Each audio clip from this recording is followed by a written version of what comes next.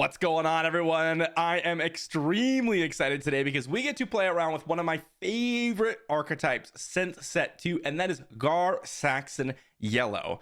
The new Legend of the Force brought multiple play sets of cards into the deck that are just absolutely incredible.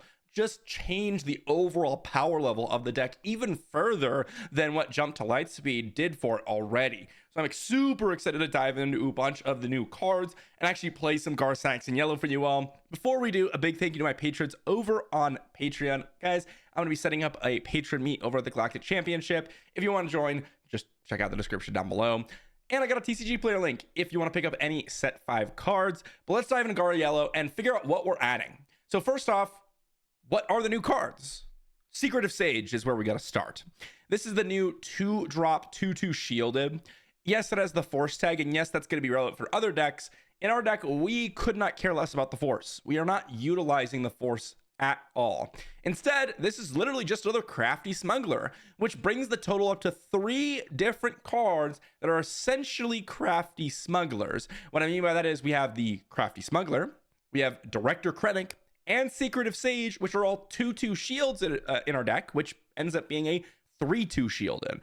Incredible turn 1 unit. Of course, Krennic is the best of these 3 in this deck because we do get to utilize the when defeated cost reduction, such as playing Greedo on turn 1 alongside Krennic for an amazing start. The second new card that we have to play is the new Axe Woves. This is a disgustingly powerful card in our deck. It's a 3-cost 2/2 shielded, which you might be thinking, oh, isn't that just a extra cost Crafty Smuggler? But it also has this powerful ability where it gets +1/+1 for each upgrade on him. So he's actually a 3-cost 4/3 shielded, because the shield token gives +1/+1, which puts him up to 3/3, and then Saxon gives that other +1/+0 for a total of 4/3 in terms of stats. This is excellent. It works extremely well with any of the shield tokens that we get to drop on Axe. It works extremely well with any experience tokens that we might be giving over to him, or anything else that we happen to have. If we give him a snapshot reflexes, that's suddenly +2/+2, which is really, really powerful. And it just goes on and on and on in terms of how valuable that can become. The third new card that we have is Shin Hati. This one's absolutely amazing. Again, it is a 3-cost 4/2 shielded ground unit. Pretty straightforward, but it is a 5/2 in our deck. Just a super aggressive unit that's really, really obnoxious to deal with because it just basically kills everything. And when your 3-drop is a 3/5, this thing can just come in and just smack it down. It just kills it, which is incredibly powerful. And the last cards that are new from the new set is the new Darth Vader. This is the 6-drop 5/6 that comes down and gives a shield token to one of your units and an opposing unit, and then on attack you defeat an enemy unit with a shield token on it.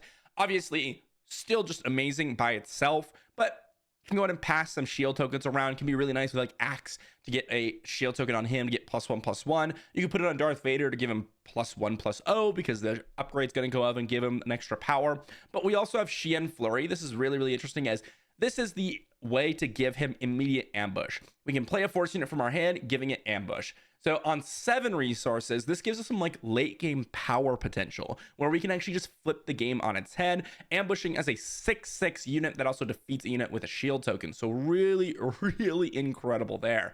Outside of that, what are we doing? Well, we've got all the normal stuff. We've got your 7-feet defenders, your, as I said, the Crafty Smuggler, the upgrades that were really good like Snapshot Reflexes and Hotshot Blaster. We've got Long Pikes and items to pass around some shield tokens. We've got Shuttle, which works really well with Director Krennic, still turn 2 4/4 shielded. And another one, which is Gideon. This is a great kind of modification to previous lists because you can do a lot of trading, and that experience tokens, especially if you have like an Axe on the board or just a bunch of random shielded units, it can really start to stack up, and you can actually play a mid-game focus, just I'm going to grind you out and get a bunch of experience tokens and go to town. Really, really excited to play, guys. Let's dive into Saxon Yellow here. All right, we get to dive into game number 1, and we've got a pretty reasonable hand. I'm going to resource this No Good to Me Dead. I'm actually going to resource the 7-fleet defender. I want to keep a second Krennic in hand. Up against Snoke Blue, probably a little bit more of a controlling list, but that is totally fine. We've got a Waylay. I'm actually going to resource that because I may want to curve out with this Long Pike, and I'm just going to start with a kill on the Pike Sentinel. They're going to resupply. We're going to go ahead and drop in a Shin, and my opponent's ramping. They're doing the whole ramp thing, which I think is going to be pretty powerful. We're going to get a Covert Strength into the resource pile as a nice little smuggle option, and we're probably going to go Greedo and Long Pike on this turn, but we'll see what my opponent decides to do. They've got a Dr. Pershing. Do I want to take that unit out? It's a good question. I think what I'll do is just immediately go with the Greedo here. And the reason I'm doing that is it's going to cost 0 resources, right? So that's going to be pretty powerful. So my opponent's going to drop a resupply, and we're going to knock Snoke. We're going to hit Snoke, which means that Snoke is actually going to die very quickly here, and now my opponent is kind of required to have a some sort of a event like Super Laser Blast to really reset the board. Let's go ahead and attack into Snoke here, give a shield token to the Dr. Pershing, and then give a token to the Long Pike, just knock out Snoke. And now my opponent's kind of in a situation where they ramped extremely quickly. They had the Sentinel. They stalled out our game plan a little bit. But we just... Ooh, they have a Knight of Ren, huh? They're going to probably knock out the Greedo. Okay, yeah. They're just going to get that down. Really, Super Laser Blast is what they kind of have to be looking for here. Let's go with a Shin attack in. I believe that's what we're going to want to do here. Yeah, let's go with Shin. Just attack into their base here. Definitely a powerful Knight of Ren here, and they're going to be able to draw quite a few cards. So that's something to consider. Axe, Snapshot Reflexes, another Shin. Okay, let's go ahead and resource the Shin because I will definitely... And actually, I'm going to knock out the Knight of Ren here just to preserve kind of my HP over here. Definitely a little bit interesting here. My opponent, I think, is really just in a situation where they've ramped super hard, and they could do some incredible things. So I'm a little bit worried here. Let's attack into the base, give a shield token to the First Order TIE Fighter and a shield token to Shin just to prevent them from potentially, getting her killed. We're going to attack in for 5 here. And that's a Reinforcement Walker, which is pretty powerful, no doubt. Let's go ahead and get down Axe. We have a bunch of shield tokens here. And I could deploy Gar Saxon, but again, I'm a little bit worried about... Ooh, Greedo is horrible. Or Shin Flurry and Greedo were horrible draws here. There's an Overwhelming Barrage. They're going to be able to knock out kind of a lot of power here from my units. They're kind of forced to deal with Long Pike, but they're just going to take out the shield tokens alongside it. So that ends up being quite powerful for them. Let's go with an Axe Woves attack in for 6 here. Ooh, they're going to go ahead and... I'm actually surprised that they did not take out my Long Pike here. So what could I do here? I could shield, heal 2 damage. I think what I'm going to do is actually just attack Phase 3 Dark Trooper, give a shield token, and put a shield token on Long Pike. So that way Long Pike stays alive here. My opponent isn't necessarily playing like they have a Super Laser Blast in their deck.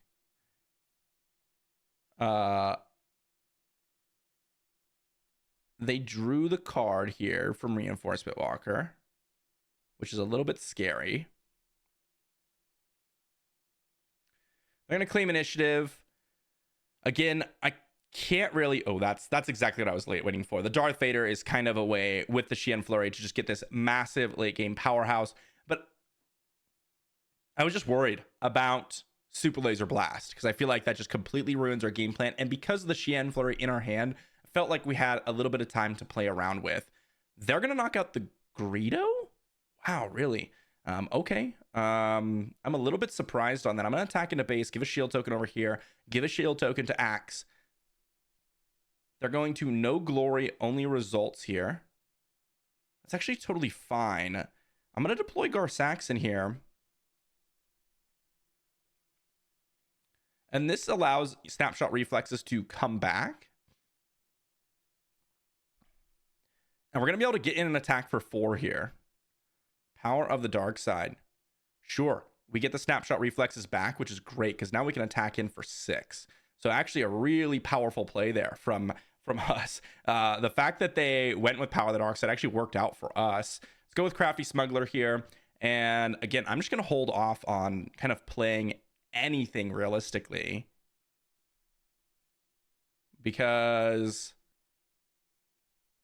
I'm going to resource the Vader here because my opponent could have Super Laser Blast still. Again, playing around a card that we haven't seen yet, and we probably could have won if there wasn't anything else. Like we probably could have won if there wasn't a Super Laser Blast in their hand or in their deck at all. But still, if I could play around it, I may as well play around it, right? It's not like we're under a ton of pressure here. There's a Timely Intervention. That's a Super Laser Technician, and that doesn't do enough, right? That's not quite enough. We've got the snapshot reflexes back. We can drop it on the Crafty Smuggler. And I mean, despite us playing around the entire game Super Laser Blast, we were able to pull out the win. And we even had the Shin Flurry plus Darth Vader in hand. And it just goes to show you how powerful some of the cards we were playing. Like Shin, just having 5 power is absurdly powerful in that situation. The Axe just being a massive unit. Like when we put that Hotshot Blaster on it, it's +3/+1, which is crazy. And because it didn't have an upgrade, it's actually even further +4/+1. So massive hit. And then Krennic just giving us that resource cost reduction as per usual. It's just amazing, right? And again, we played it pretty slow, pretty conservatively. I could have just on that turn that we drew the Darth Vader, ambushed him out, knocked out the Reinforced Walker, knocked out the other unit, and then just won the game should my opponent not have had a Super Laser Blast. But I was playing around that card and we just never saw it. So not too bad whatsoever. Into the next player here. We've got an interesting hand. It's not great. It's a good start, don't get me wrong. And it depends on how we draw. If we draw really well, this is an insane hand. If we don't draw very well, then it's pretty weak, to be honest, because we don't have a turn 2 play right now. We're going to go with, Greedo, Director Krennic turn 1, which is an amazing start. Snapshot Reflexes is a reasonable use of our resources. But again, we really want to pick up some sort of play, and we did not. This is what I was worried about. We just don't have a play this turn. They have a Super Laser Technician they're going to ECL out, and I mean, that's basically game. Like, I don't even think we can win anymore. We will discard a card, but we didn't get anything. We're going to Snapshot Reflexes in. They've already ECL'd something out, which means that they're going to get to Kylo quick, and I think we've just lost. Like, I think that's just, we didn't have a play on turn 2. That's just going to be a losing game. If we had an Axe Woves here or a Shin Hati, I think that we would have been in an amazing spot, but we don't. And so we're in a really tough position. My opponent's trying to figure out what to do. I mean, they have the option to either use Kylo Ren's ability or, Dr. Pershing, obviously, to draw a card, but they were trying to figure out if they even wanted to or to just take initiative, which is a pretty reasonable play as well. See what my opponent's going to do. Still waiting for them to take an action here. Discarding the Electro Staff. Hotshot Blaster, not a great one either. And Waylay, very, very event heavy. And not really the cards that we're looking for. We have quite a few 3-drops in the deck, so it's pretty unlikely for us to, be in this spot, generally speaking. But we're going to just power up our Krennic, and if our opponent has a way to remove it, that's the way it goes. We don't have any other play to make. So we will see.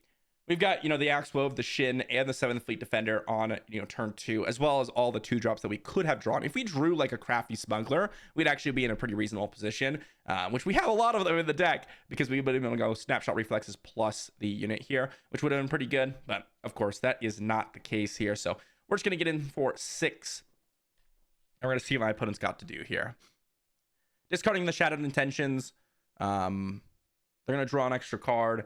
I mean, again, we are in a pretty bad spot here. Shuttle. Another Hotshot Blaster. So Shuttle costs a little bit cheaper. I mean, we can Long Pike here, which is what I want to do. So we're just going to go ahead and attack in for 6. Just immediately get that value, and then we're going to play Long Pike. And there goes Long Pike.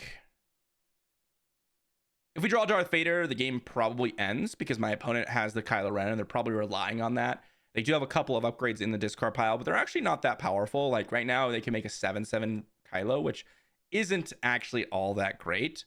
So there's Darth Vader. That is exactly what I wanted to see. That's exactly what I wanted to see, actually. Yep, let's go ahead and get rid of the Long Pike. They've got a Power of the Dark Side. Let's see if they have the third Power of the Dark Side here. And actually, with a Hotshot Blaster, it's going to be able to knock out the Kylo Ren, should we want to do so.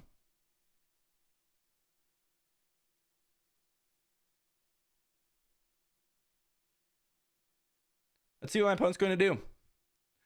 All right, they are conceding. I mean, they could have deployed Kylo and then dropped an Electro Staff, and then we actually wouldn't have been able to quite finish the job with Gar Saxon, right? Because it's only +2/+0. So we would have played the Secretive Sage, probably played out the Hotshot Blaster. Actually, I don't even think I would have played the Hotshot Blaster because I don't want to be attacking with Gar Saxon. I would have just played the Secretive Sage, passed She and Flurry next turn. Hopefully that's good enough to win the game.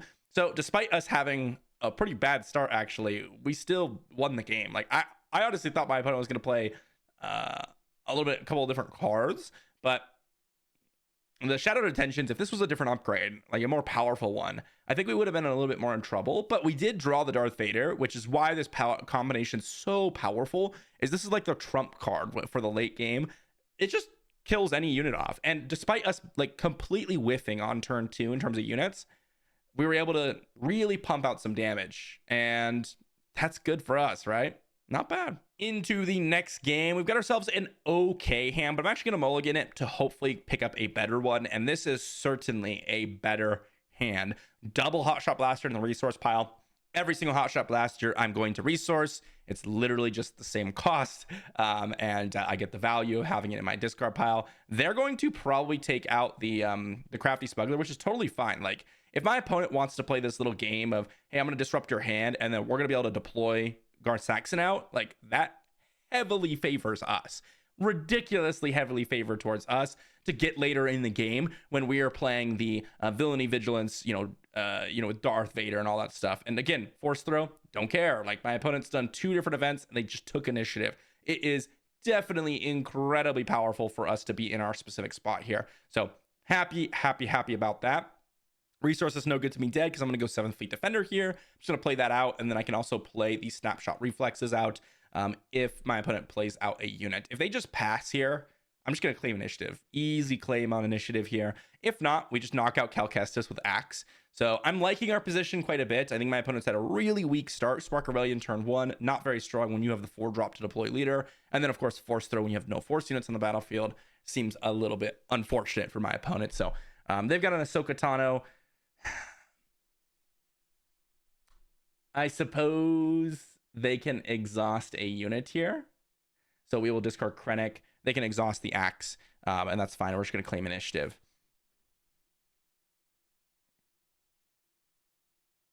They're going to play Cal Kestis, and then they're going to attack base, generate the Force, and sure. That is pretty much all that happened there. Let's go waylay here, resource. And what do I want to do? I think I'm just going to kill Cal Kestis. Just an easy attack here. If they want to, they can kill Axe now with the Ahsoka Tano. If not, we can also play Snapshot Reflexes on the Axe to make it a 5/4, which is crazy, by the way. It's like, how crazy is that, right? This is +3/+2 on an Axe. Incredible. They're going to draw a couple cards here. We are going to actually just drop the Snapshot Reflexes on the Axe here. Just get this a high amount of power. Wow. Okay, they have the second Force Throw here, so they're going to be able to get in some major damage, which is really, really nice. So definitely a nice recovery for them. And we've been drawing kind of on the weaker side, lots of cheap units, lots of interactive spells that don't really do a whole lot, which is fine. I still think we are actually in a decent spot. Obviously, force throw is just an incredible card, period. So even one force throw just really, oh my gosh, they have the third force throw. I literally was saying even just one force throw definitely changes the game, but they got the triple force throw here. So definitely obnoxious, but still not really in a horrible spot.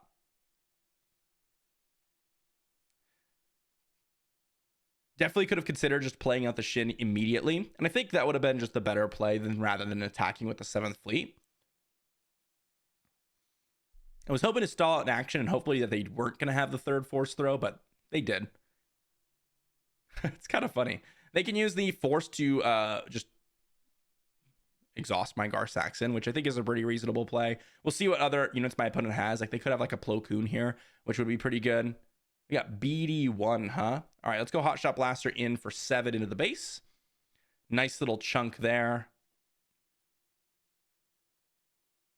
What did we put in our resource pile? And we've got an axe in there. Would have loved to see a Covert Strength.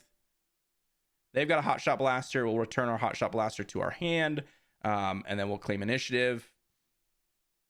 So my opponent's definitely recovering with the triple force throw draw. Definitely not bad. And then they got the other Hot Shot Blaster coming in for attack for 5. Not too bad, not too bad.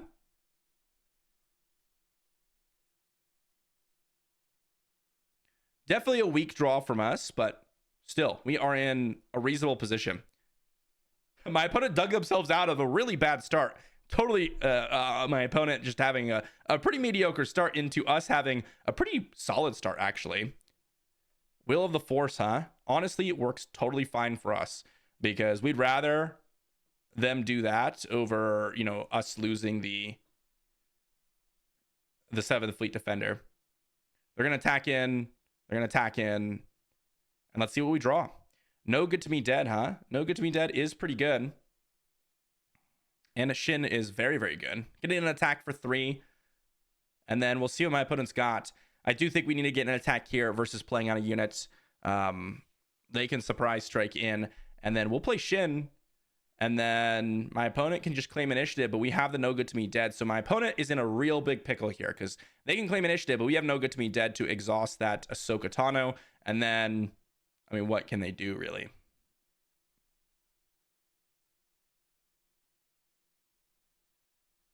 They'll have to have something for this Shin immediately. If they do, they win. If they don't, then we win. They have the Will of the Force. That's going to do it. That's going to do it. They happen to have the last bout spell. So good on my opponent here. We didn't draw any interaction or any pump effect for my 7th Fleet Defender. They're going to claim initiative because that's the only thing they got. And that is GG. So well played for my opponent. I do think that one turn with us not playing the Shin was a mistake on my part. So despite my opponent having a pretty weak starting hand, they curved out in a double force throw, which does recover, right? That is a way to recover.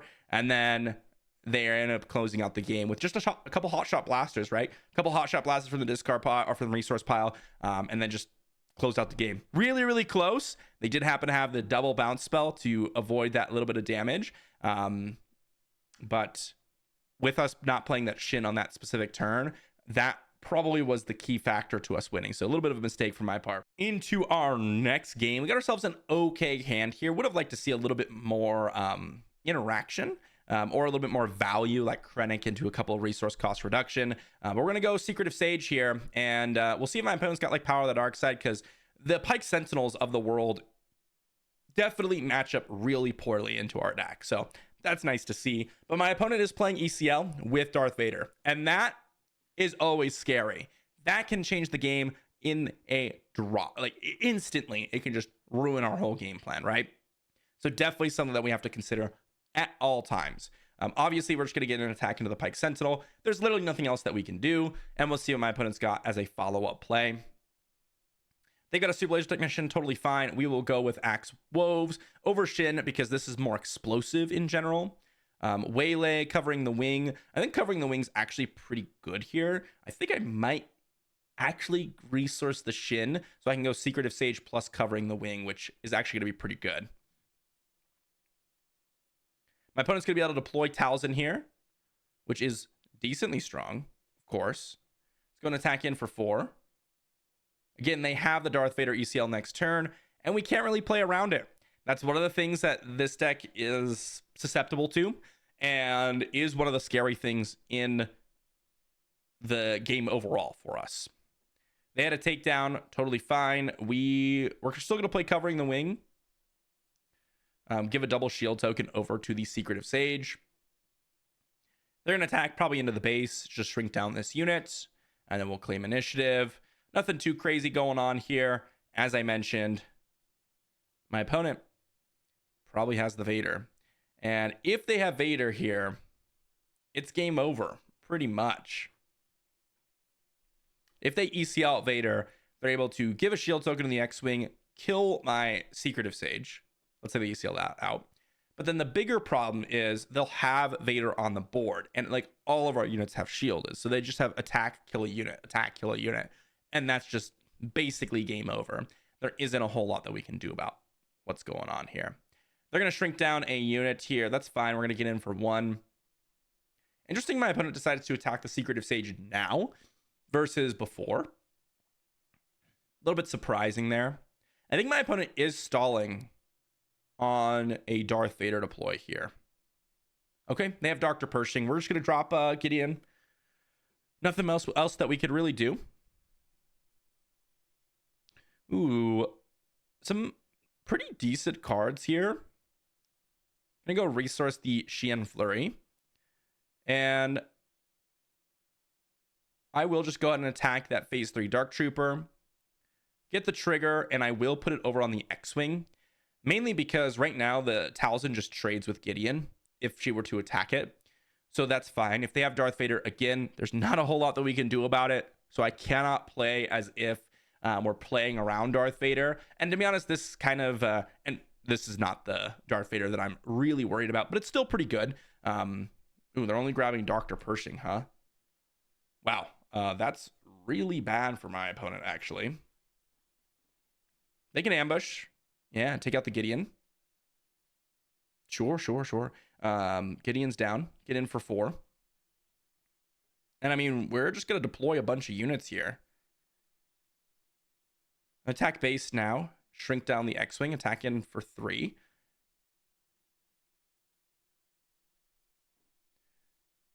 Do I want to get in a bunch of units, or do they have Super Laser Blast? Do I want to be playing around Super Laser Blast here? I think I can afford to not deploy my leader right now.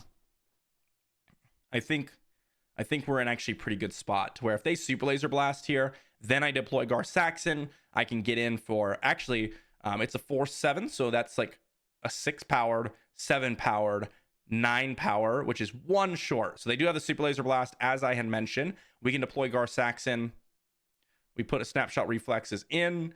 We attack in. We play a Shin, and then we pass. Exactly kind of what I was playing around here. They could have another Super Laser Blast, and if they do, there's not a whole lot that we had the option of playing around, right? They could have a Darth Vader here, but that doesn't actually let them survive, actually. Does not let them survive. Let's go and attack in with Shin. They have a Sentinel. They have another Sentinel. They had Sentinel, which is a nice way to stall out the game a little bit. And now, yeah, they have a Drain Essence. Sure. Drain Essence is pretty good. Definitely fighting here. Our opponent's definitely fighting. Ooh, horrible draw. This could cause us... I should have Covert Strength the Gar Saxon, by the way. That actually might have been a big enough mistake to where we could potentially lose here. Yep, Darth Vader. This is what I was saying. If we had Covert Strength, we would have won. Because they wouldn't have been able to kill Gar Saxon. Right? Covert Strength would have actually won. We're going to return this, but there's nothing else that we can do. Like, we can waylay here. We have no units, though. Like, we have triple Snapshot Reflexes. This is what I was saying with horrible draw. If we had a better draw, it would have been... Oh my gosh. We are drawing a bunch of events now. I was thinking that, okay, Covert Strength, we'll resource it, can preserve our resources, but yeah, definitely a weak situation for us to be in. Inferno 4, just keeping any unit on top, really. Yep, both of those are fine. We'll claim initiative. We've got Axe and the Snapshot Reflexes out of the wazoo. Let's go with an Axe here.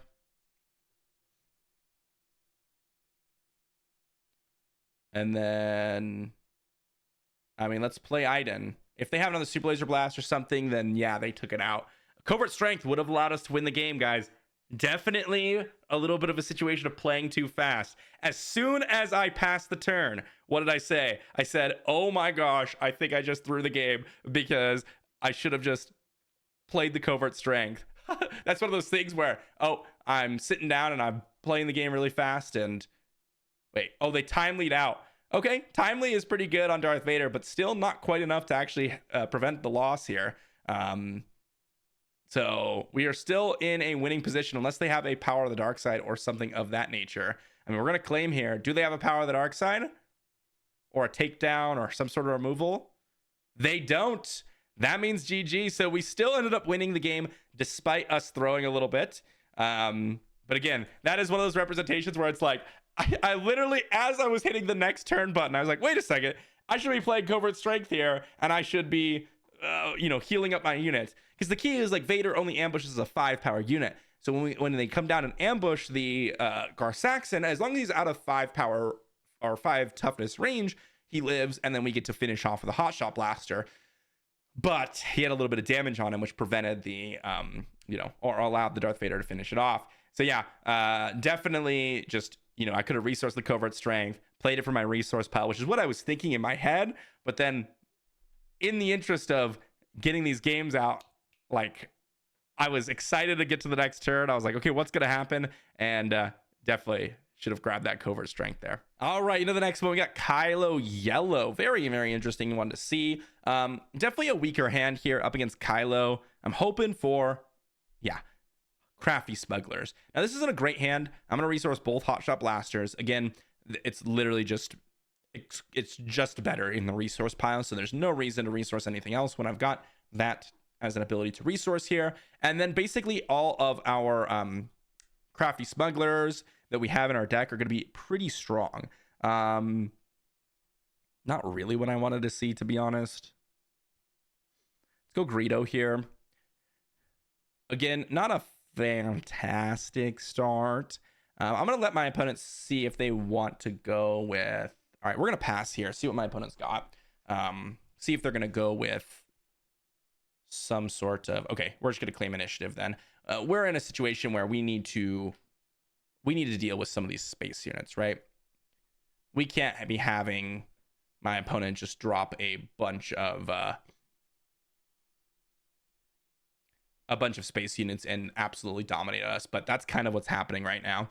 So what I decided to do is move the shield token over to Greedo. Remember, it doesn't actually have to only be on your opponent's units. And the reason I did that is because Kylo's got 4 toughness and Crafty Smuggler has 3 power with shield token, but Greedo actually has 4 power with a shield token. So I decided to move it over just so that we actually have the option to just knock out Kylo as soon as he deploys, which is going to be pretty powerful.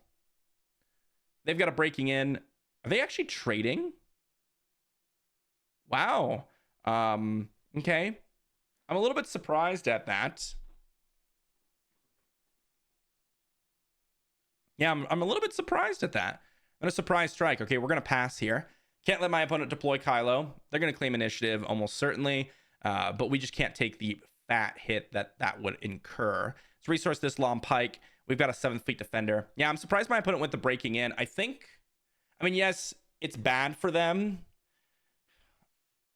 if we keep our shuttle down and they just get all their units killed, but they must not have had like that great of a play in their hand because they went with that. Because typically you could do a lot of other different things to actually get out of that spot. But again, I don't know what's in their hand. So what I'm saying is that's actually really good for us to have seen. Here we have the No Good to Me Dead, which is actually pretty nice. And we can just drop that on the Lurking Tie if they don't just immediately attack. Otherwise, we go 7 Fleet to deal with the Lurking Tie, which is going to be pretty nice. And we'll see what my opponent's got to follow up here. Asajj Ventress, huh? Interesting. Yeah. Interesting. Let's go ahead and attack in for 2. They're going to claim initiative. We are just going to no good to me dead the Asajj just to stall out. Oh, I should have attacked with the Greedo here. That was a misclick. We've got a resource on probably the Lom Pike here.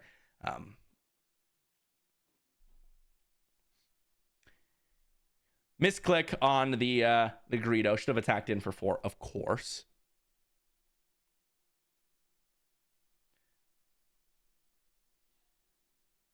Let's see what my opponent's got here. Asajj not going to be able to get in an attack here, which is nice. We'll see what my opponent's got to follow up. We're going to have Gar Saxon deploy, which is really, really good. And we're going to have the double Hotshot Blaster, which allows us to take out a lot of different things. Like we can Hotshot Blast the Greedo into the Asajj to knock that out. They've got the Force Throw here, which is fine. We'll just discard an Inferno 4. I actually think this works out really nice for us because now they don't have a lot to deal with. Like they can only knock out the Crafty Smuggler. And if they take out the shield token, we just trade here. Immediate trade, no questions asked. We'll see if they have more space units. But that is pretty okay with me. They're going to claim initiative, huh? We're going to deploy Gar Saxon, Snapshot Reflexes in to knock out Asajj. And then we're just going to go ahead and deploy a Lom Pike, attack, and then pass. So really, really kind of solid situation for us to be in. And now we have Shin Flurry plus Shin, which is actually something a little bit surprising out of the woodworks, plus the double Hotshot Blaster in the resource pile. So definitely in a very powerful situation. My opponent, because of the shield token on Greedo, has just not been able to deploy Kylo. They should have 4 extra power on their base, but that's okay. Totally okay. I think we've stabilized, and I think we are just absolutely crushing the game right now. Let's just go with a Lom Pike attack into their base. Shield token on Aura, shield token on Gar Saxon, rather. They've got Quinlan Voss here. Let's go with Hotshot Blaster on the Crafty Smuggler, attack him for 5. And I mean, we're just going to go for the win here. Yeah, we're just going to go for the win. I mean, my opponent didn't even deploy Kylo. The non-attack with Greedo didn't even end up mattering. We had the Shin plus Shin Hati here, or the Shien plus Shin Hati, which could have killed the Quinlan here on the ambush, which would have been not too bad. But overall, I mean, this game was pretty clinical. Like, we played in the ground arena. Our units just outsize theirs. They try to go in the space arena. We happen to have a couple shielded units, which means they have to use multiple cards and multiple space units to deal with. And then we just closed out the game that way. I mean, it's nothing too crazy, just pretty standard stuff. Into our next game, and this would be a decent hand should I had another couple cards instead of these Waylay and Darth Vaders here. A little bit too expensive, a little bit, it's good. I mean, the Darth Vader is amazing in this matchup, but I'm looking actually for Shuttle. Ooh, okay. This is not a great hand, actually. It's a little bit weaker than my previous hand. So let's go with the Secretive Sage, and my opponent's going to claim initiative. They've got a probably just straight up shield token on the Intune Fear Knock, and then, oh, well, this works out. We're just going to waylay the Village Protectors here, and then we're just knocking out that Intune Fear Knock. Boom. Slap that, get that out of here, and then pass. Lots of Darth Vaders. Lots of Darth Vaders. Dropping the Lom Pike here. No too crazy start here for us. They've got a Sabine Wren. We're going to drop in the Lom Pike. They're probably going to give it a shield token. Sure. Sabine Wren just works really, really well up against us. So let's just claim initiative here. Okay, Gideon. Actually pretty good. I think I'm going to resource one of the Vaders. Might seem like blasphemy, but I think that's actually pretty good here. Let's just go ahead and get an attack in for 2 into the base. My opponent can attack the Secretive Sage if they want. My opponent's got the Kanan deploy next turn, which is going to be pretty powerful. If they have the Ghost, they're going to start having Sentinels everywhere, and that can be a little bit scary.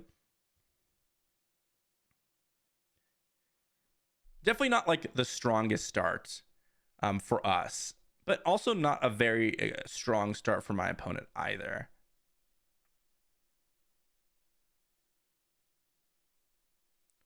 Obviously, Darth Vader can come down next turn. but it can't be ambushed out, which means that it's, not like extremely exciting. We'll give a shield token to Sabine and give a shield token over to, I guess, Lom Pike here. Just knock out a shield token. That's literally all we're doing. They can put more shield tokens on the Sabine, which is why I'm inclined to give the shield token to Sabine Wren here. What did they just do? Calm in the Storm.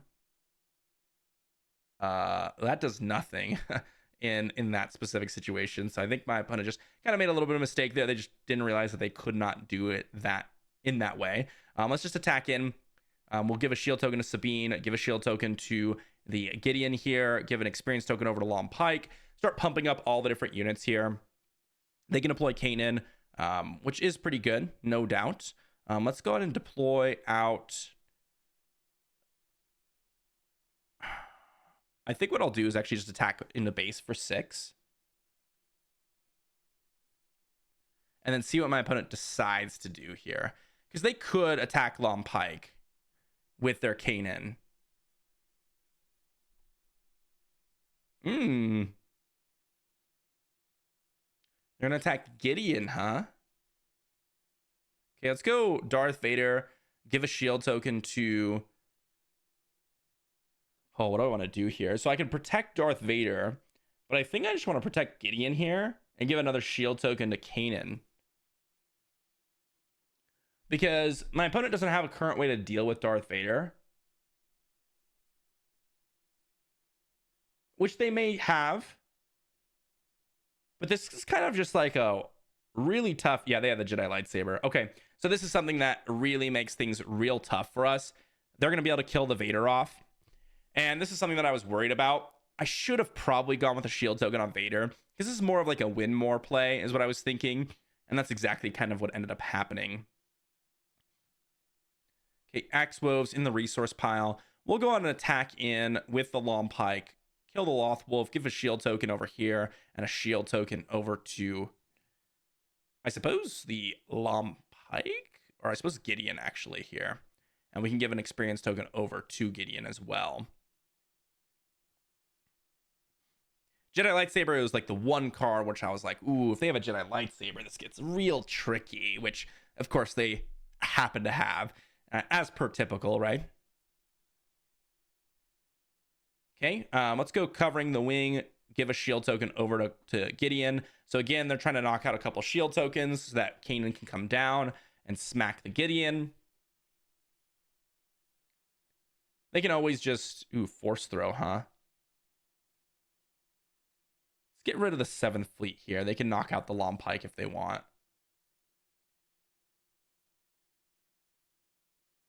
Yep, they're going to knock out the Lom Pike. What do I want to do here?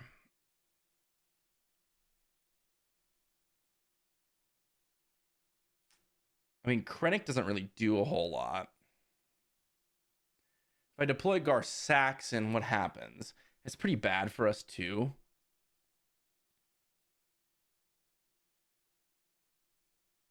I suppose if they kill my Krennic, I'm kind of happy with that.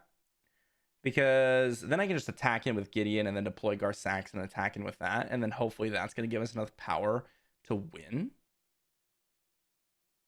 I'll give another shield token, huh? Okay, let's get an attack for 7 then. And then attack base. We're going to deploy Gar Saxon. Let's get a Hotshot Blaster on Gar Saxon. Attack in for 7. Pass. And now, I mean, Shian Flurry could be potentially pretty good. Now we're actually in a pretty good spot. They have to have a Sentinel. And if they have, like, the big ghost, or the small ghost, it's really, really tough for us.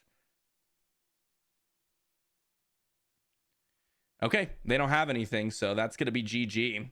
Really close game here. I think one of the changes that we could have done, like I mentioned, as soon as I deployed Vader, I was like, ooh, I should probably give a shield token to Vader. But I'm going to give a shield token to Gideon anyways, so that I can, I wanted to have some fun. I wanted to have my units to be really big. But what I should have done, and I said this as I was playing it, was put a shield token on Kanan and put a shield token on Vader. Because if they had... any sort of upgrade, Jedi lightsaber, if they have any other upgrade or any way to give experience tokens to Kanan, he knocks out Vader and then we lose the ability to just kill off Kanan immediately on the following turn, right?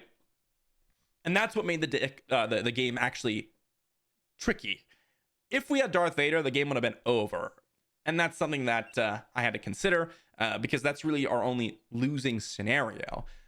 But we would have lost Gideon if that was the case. So it's not like it would have been like a complete slam dunk, but that was the more losing scenario. Like, let's say this ghost was the other ghost, the one that goes ahead and gives Sentinel if it's upgraded. Well, suddenly, if my opponent has a way to upgrade it, we have an 8/11, double shielded, most likely single shielded actually, because this ghost gave another shield to Kanan, but like, single shielded Sentinel body that we have to deal with. And that's just going to be really tough to fight through. So definitely an interesting game. And well, my opponent played well. Into our next game, and I'm pretty happy with this hand, actually. This is one of the better hands that we've had so far.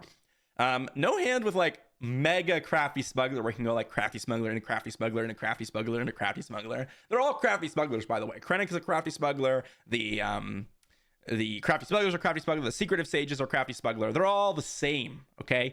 Ooh, it's great. It's perfect. We are here. We have done it. I love it. This is exactly what I was talking about. Here, I'm just going to go snapshot reflexes and knock out the Jedi Consular. Prevent them from doing anything too crazy. And we're just going to go crafty smuggler here. And this is a pretty good turn, right? They're going to be able to use the Virgin's Temple to go ahead and pass along some experience, which is pretty nice. And then here we actually get to go tie advance to pump up our Director Krennic. So now it's a 6/5. This is the thing with Obi-Wan is we need to be able to outvalue our opponent. And that's something that's kind of tough to do. But we were able to do it in this game. So we're just going to knock out Yaddle here. And then we'll see what my opponent's got. So they have a Luke here. We're just going to claim initiative because I actually want to kill the Luke off immediately.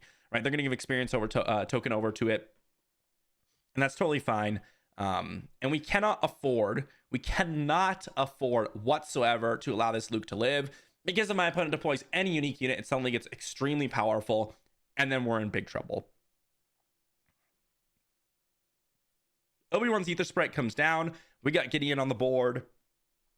We'll see if they decide to flip Obi-Wan. They do decide to give an experience token over to the Ether Sprite, which I think is pretty reasonable. But we'll see if they decide to flip Obi-Wan. I think it's a little bit risky. Especially if my opponent flips Obi-Wan and we take initiative and we just go like Hotshot Blaster into Obi-Wan. It's going to be pretty tough to deal with. So I think my opponent's really deciding, do I want to flip Obi-Wan? And they do decide they do want to flip Obi-Wan. But again, it's pretty risky to do so. So no immediate way to deal with the Obi-Wan, which is a little bit unfortunate. But that's okay. 7th Fleet, not that strong. Let's go with a start an attack into Obi-Wan here. And I'm doing it like this because Gideon is going to be the higher power unit, which means we can do a little bit more with it. And my opponent doesn't have resources for like Luke Skywalker this turn, which means they can't necessarily knock out Gideon. They do potentially have Anakin, and they could have a lot of other units that would be a little bit more scary. Fell the Dragon is pretty good for them. But here we're just going to flip over Gar Saxon. And we're going to be able to knock out Obi-Wan, but do I even care about Obi-Wan without the Gideon on the board? I think my opponent kills Crafty Smuggler here. Yeah, let's go with a exhaust onto the Obi-Wan's Ether Sprite. And I will knock out Obi-Wan. We'll play Axe, we'll pass. The shuttle isn't too bad at all. Krennic, also not too bad at all. Inferno 4, not too bad. I'll just keep it all. Let's see if they have the Luke, because they can knock out Axe if they do. And then we're actually in a little bit of trouble, because we didn't draw any of our typical upgrades that we're looking for, or anything to really buff up our units, like the Covert Strengths, the Hotshot Blasters. Those would have been really strong, or another like Snapshot Reflexes would have been really, really good here. Let's see what my opponent has, though. A-Wing. Okay. A-Wing isn't too scary. Let's go Krennic.